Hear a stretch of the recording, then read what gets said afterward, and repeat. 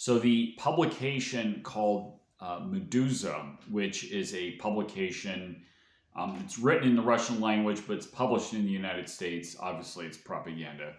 And you know it's propaganda because it got funding from USAID, of course. That looks to be on its way out. It looks like it's going out of business. It doesn't have funding to continue, which is fantastic.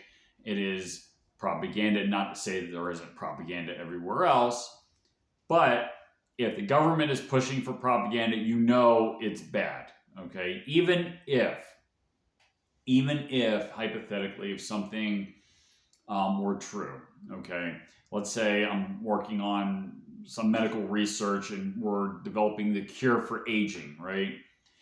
You don't need the government to fund it. You need private individuals to fund it. If it's something, if the cause is worth it, people will voluntarily pay for it. Okay, so if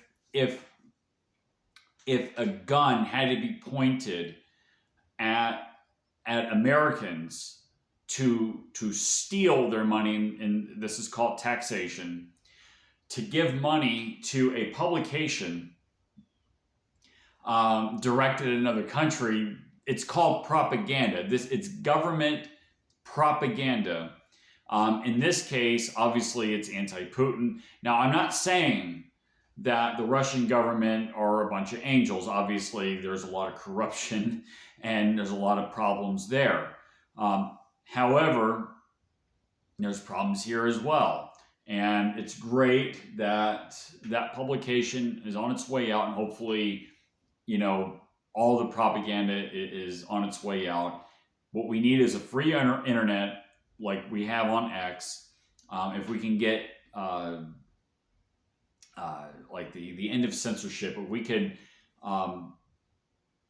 have it to where we can have the internet, what we had back in the 2000s, where it's a public forum where people can bring their arguments and say, okay, this is why this is, here's X, Y, Z, here's the facts, here's the citations, here's my sources, and we can have an open discussion. That's when the good ideas will float to the top and all the bad ideas will float to the bottom. And then we can have a more rational direction that we could take our civilization into.